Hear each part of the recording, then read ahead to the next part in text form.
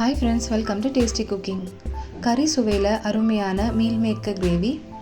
இது இவ்வளோ ருசியாக வரதுக்கு ஒரு சின்ன ட்ரிக் தான் காரணம். வீடியோவை ஸ்கிப் பண்ணாமல் பாருங்கள்.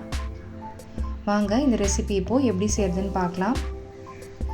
இது செய்கிறதுக்கு ஒரு கப்பு மீல் மேக்கர் எடுத்திருக்கோம். சுடு தண்ணியில் சேர்த்துட்டு 10 நிமிஷம் இருக்கட்டும். தண்ணியெல்லாம் பிழிஞ்செடுத்து தனியாக வச்சிடலாம்.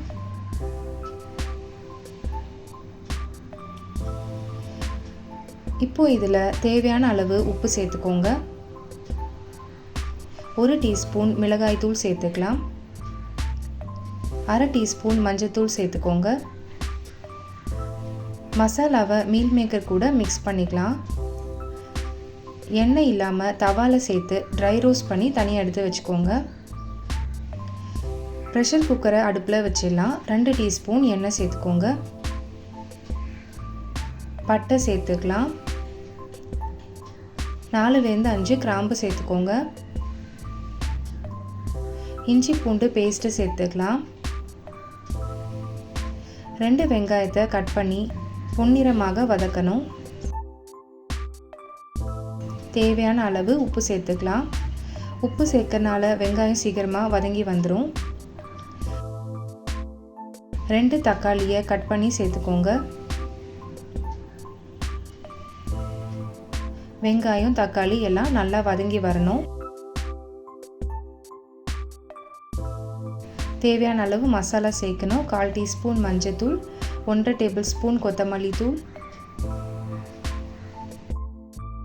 1 டீஸ்பூன் ஜீரகத்தூள், 1 டேபிள் ஸ்பூன் காஷ்மீரி மிளகாய் தூள். இதுதான் முக்கியமான ஸ்டெப். மசாலாவை மீடியம் ஃப்ளேம்லேயே வச்சு வதக்கிக்கோங்க. ஹை ஃப்ளேமில் வச்சா மசாலா கரிஞ்சு போக சான்ஸ் இருக்குது.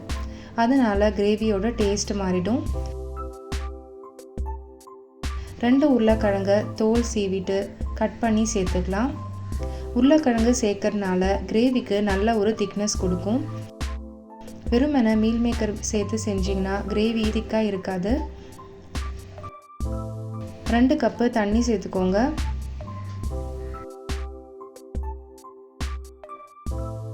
கசூரி மேத்தி சேர்த்துக்கலாம்.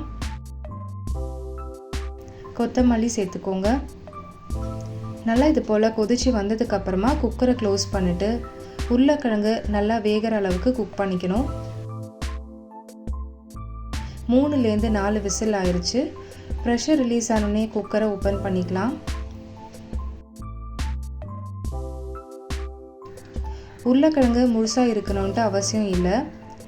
இது போல் மசிச்சு விடுறதுனால கிரேவிக்கு திக்னஸ் கொடுக்கும். ஃப்ரை பண்ணி வச்சுருந்த மீல் மேக்கரை சேர்த்து கலந்து விட்டுடலாம்.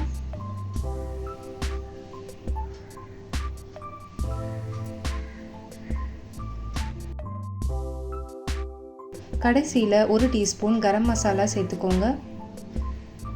தட்கான்னு சொல்லுவாங்க. தாளிப்பு கரண்டியில் நெய், காஷ்மீரி மிளகாய் தூள் சேர்த்து மேலே சேர்த்துக்கலாம். இது நல்ல ஒரு டெக்ஸ்சர் கொடுக்கும். அவ்வளோதான், அருமையான மீல் மேக்கர் கிரேவி ரெடி ஆயிடுச்சு. இதை ஒரு பவுலுக்கு மாற்றிக்கோங்க. இது பூரி, பரோட்டா, சப்பாத்தி எல்லாத்துக்கும் சூப்பரான சைட் டிஷ்.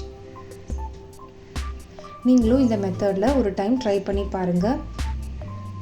ட்ரை பண்ணிவிட்டு எப்படி வந்துச்சுன்னு கமெண்ட்டில் ஷேர் பண்ணுங்கள். இன்னும் இப்படிப்பட்ட ஈஸியான ரெசிபீஸ் வேணும்னா மறக்காமல் சப்ஸ்கிரைப் பண்ணிக்கோங்க. தேங்க்யூ.